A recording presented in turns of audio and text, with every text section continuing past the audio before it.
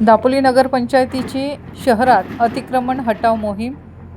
दापोली नगरपंचायतीने शहरातील फुटपाथ, गटार तसंच रस्त्यावरील अतिक्रमण हटाव मोहीम सुरू केलेली आहे. या मोहिमेअंतर्गत दापोली शहरातील अनेक ठिकाणचे अतिक्रमण हटवण्यात आले. या संदर्भात मुख्याधिकारी महादेव रोकडे यांनी दापोली शहरातील नागरिकांना आवाहन केलं आहे की त्यांनी फुटपाथ, गटार तसंच रस्त्यांवर कोणतेही अतिक्रमण करू नये. दापोली शहरामध्ये जे प्रमुख रस्ते आहेत, राज्य महामार्ग, त्याच्यावरून नेहमी खाली आपल्या समुद्र ठिकाणी मोठ्या प्रमाणात पर्यटक जात असतात. या रोडवरती मोठ्या प्रमाणात अतिक्रमण झालेले, यापूर्वी नगर परिषदेने अनेक वेळा कारवाई केलेली आहे, परंतु वारंवार त्या ठिकाणी अतिक्रमण परमनंट स्ट्रक्चरसारखे तिथे अतिक्रमण झालेलं आहे. आपण आता या शहरातलं सर्व अतिक्रमण काढण्यासाठी आपण टप्प्यावाईज आपण अतिक्रमण मोहीम राबवणार आहोत.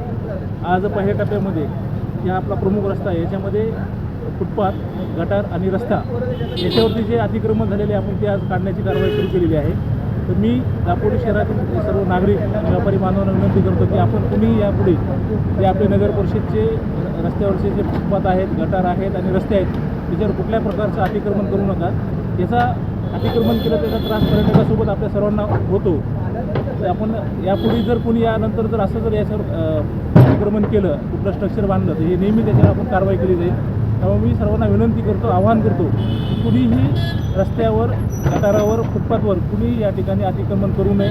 इव्हन आपले वाहनं पण त्या ठिकाणी कुणी अशी डेड पार्किंगसाठी वाहनं पण त्या ठिकाणी उभारू नये. आज आपण पहिल्या टप्प्यामध्ये बसस्टँड ते पुरंडी नाका, टिळस्कर नाका, बोंड नाका या ठिकाणचं आपण अतिक्रमण काढत आहोत. पुढचा टप्प्यामध्ये आपण दाभोळ रस्ता आहे, इतर मंडणगड रोड आहे, अंतर्गत तो क्रीडा संकुलाकडे जाणारा एक अंतर्गत रस्ता आहे, असं त्या टप्प्यावाईज आपण अतिक्रमण निर्मूलन